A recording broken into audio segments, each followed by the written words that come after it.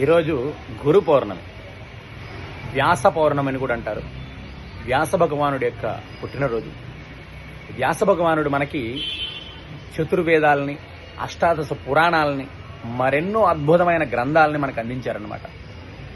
ఋగ్వేదం, యజుర్వేదం, సామవేదం, అథర్వణ వేదం, చతుర్వేదాలని, అష్టాదశ పురాణాలని అందించారు.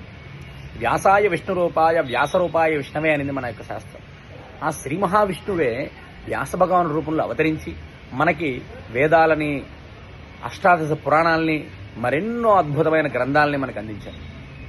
అందుగురించే ఆయన మొట్టమొదటి గురువుగా భావించి ఆయన పుట్టినరోజుని గురు పౌర్ణమిగా విశేషంగా ఆషాఢ మాసం శుద్ధ పౌర్ణమి రోజు జరుపుకొని ఆయన్ని ప్రార్థన చేసుకొని ఆయన్ని స్మరించుకొని ఆయన్ని పూజ చేసుకొని మీ గురువుల్ని, ప్రతి ఒక్కరూ కూడా ఒక గురు పరంపరలో వచ్చి ఉంటాం.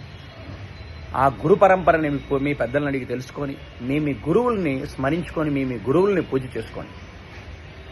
మీ గురువుల్ని స్మరించుకొని మీ గురువుల్ని పూజ చేసుకోండి. ఆదిశంకరాచార్యులు వారు పరంపరలో వచ్చిన వారు ఆదిశంకరాచార్యుల వారిని, మధ్వాచార్యుల పరంపరలో వచ్చిన వారు మధ్వాచార్యులని, రామానుజాచార్యుల వారి పరంపరలో వచ్చిన వారు రామానుజాచార్యుల వారిని, ఇలా మీ గురువులను స్మరించుకొని పూజ చేసుకోండి. ఈరోజు అదే విశేషం. ఈరోజు ఎవరిని పూజ చేసుకోవాలి అంటే మొట్టమొదటిగా వ్యాస భగవాను స్మరించుకోవాలి. తర్వాత మీ గురువులను పూజ చేసుకోవాలి. ఎందుకు వ్యాస భగవాను స్మరించుకోవాలంటే మనకి చతుర్వేదాలని అందించాడు ఆయన, అష్టాదశ పురాణాలను అందించాడు. సాక్షాత్తు శ్రీ మహావిష్ణువుకి అవతారం ఆయన. ఆయన పుట్టినరోజే ఈరోజు విశేషం. అసలు ఈరోజు విశేషమైన పుట్టినరోజు. కానీ కాలక్రమేణా చాలా మందికి ఇది తెలియకపోవడం వల్ల అసలు వ్యాస భగవానుడి యొక్క పుట్టినరోజు అన్న విషయం కూడా తెలియదు, పక్కకు దోసేశారు.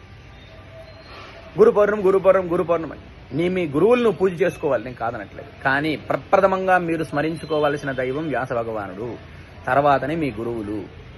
అది కూడా ఆదిశంకరాచార్యుల వారు, మధ్వాచార్యుల వారు, రామానుజాచార్యుల వారు. వీరిని ఎందుకు స్మరించుకోవాలంటే వీరు మనకి ఒక సన్మార్గంలో నడవడానికి మనల్ని ప్రోత్సహించిన వారు, మనకి వెలుగు చూపించిన వారు, జ్ఞానాన్ని ప్రసాదించిన వారు, సన్మార్గంలో మనల్ని నడిపించేటువంటి వారు ఆదిశంకరాచార్యుల వారు, మధ్వాచార్యుల వారు, రామానుజాచార్యుల వారు. వీరిని స్మరించుకోవాలి. ప్రతి ఒక్కరికి తెలుసుకోండి, ప్రతి ఒక్కరికి తెలియజేయండి.